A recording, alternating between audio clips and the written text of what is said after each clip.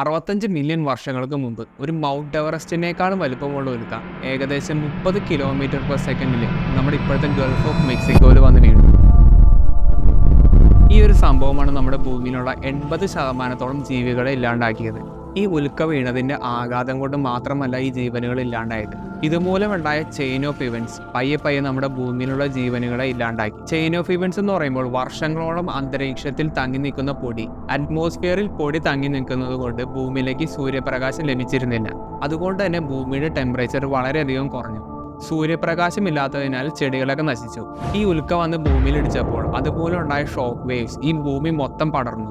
ഇത് കാരണം മാസീവായിട്ടുള്ള സുനാമിയും കാര്യങ്ങളെല്ലാം നമ്മുടെ ഭൂമിയിൽ സംഭവിച്ചു. ഇതിനെല്ലാം പുറമെ ആസിഡ് റെയിൻ എന്ന് പറഞ്ഞൊരു സംഭവം കൂടി സംഭവിച്ചു.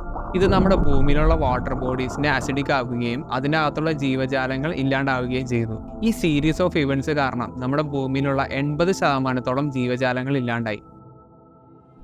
അങ്ങനെ ഒരുപാട് വർഷങ്ങൾക്ക് ശേഷം നമ്മുടെ ഭൂമി പയ്യെ റിക്കവർ ആവാൻ തുടങ്ങി.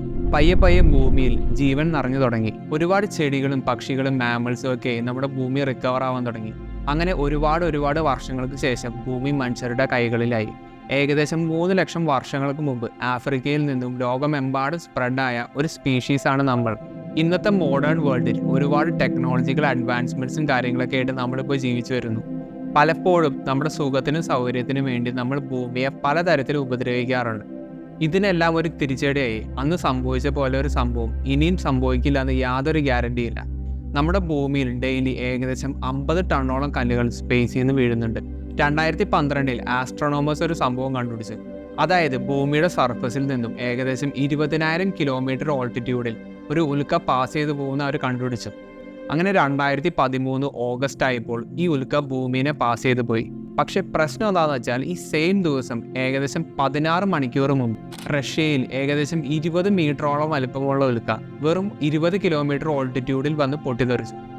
ഈ എക്സ്പ്ലോഷൻ ഹിറോഷിമയിലിട്ട ബോംബിനേക്കാളും ഏകദേശം 30 ടൈംസ് സ്ട്രോങ് ആയിരുന്നു. ഈ എക്സ്പ്ലോഷൻ കാരണം ഉണ്ടായ ലൈറ്റ് നമ്മുടെ സൂര്യൻ അത്രയും ബ്രൈറ്റ് ആയിരുന്നു. ഈ ഒരു ഇൻസിഡൻറ്റിൽ ആയിരക്കണക്കിന് ആൾക്കാർക്ക് പരിക്ക് പറ്റുകയും ഒരുപാട് ബിൽഡിങ്സുകൾക്ക് ഡാമേജ് സംഭവിക്കുകയും ചെയ്തു. ഇങ്ങനൊരു ഉൽക്ക ഭൂമിയുടെ ഇത്ര അടുത്ത് വന്ന് വീഴുന്ന ആർക്കും പ്രവചിക്കാൻ കഴിഞ്ഞില്ല.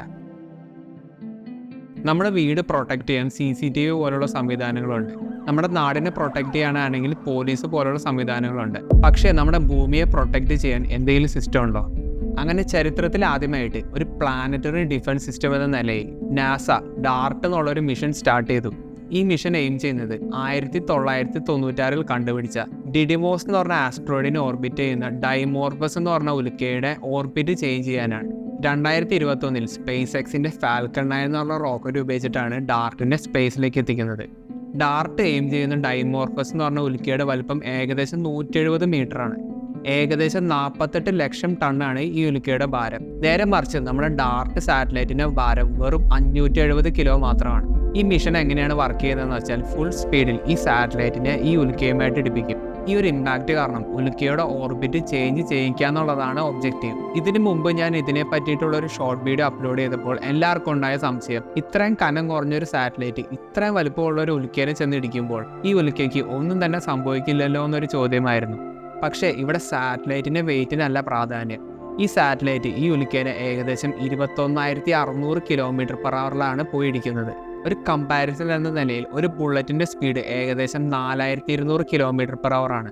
അപ്പോൾ ഇത്രയും വേഗത്തിൽ ഈ സാറ്റലൈറ്റ് ഡൈമോർഫസിനെ വന്ന് ഇടിച്ചപ്പോൾ ഡൈമോർഫസിൻ്റെ റെവല്യൂഷൻ ടൈം 11 മണിക്കൂറും 55 മിനിറ്റിൽ നിന്നും 10 മണിക്കൂറിലേക്ക് കുറഞ്ഞു. അതായത് നാസയുടെ ഡാർട്ട് മിഷൻ 100% സക്സസ്ഫുൾ ആയിരുന്നു. ഹ്യൂമാനിറ്റിയിലെ ആദ്യത്തെ ഒരു പ്ലാനറ്ററി ഡിഫൻസ് സിസ്റ്റത്തിൻ്റെ ഒരു ഇനീഷ്യൽ സ്റ്റെപ്പ് മാത്രമാണ് ഡാർട്ട് മിഷൻ. ഡാർട്ടിൻ്റെ ഫോളോ അപ്പ് മിഷൻസ് 2024 2026 ലോഞ്ച് ചെയ്യും. പല ടോപ്പിക്സിൽ നിന്നും ഇൻട്രസ്റ്റിംഗ് ആയിട്ടുള്ള ഷോർട്ട് വീഡിയോസ് ഞാൻ ഡെയിലി അപ്ലോഡ് ചെയ്യുന്നുണ്ട്. ഇതുപോലുള്ള ഇൻഫോർമേറ്റീവ് ആയിട്ടുള്ള വീഡിയോസ് നിങ്ങൾക്ക് ഇനിയും കാണാൻ താല്പര്യമുണ്ടെങ്കിൽ ഈ ചാനൽ സബ്സ്ക്രൈബ് ചെയ്യുക.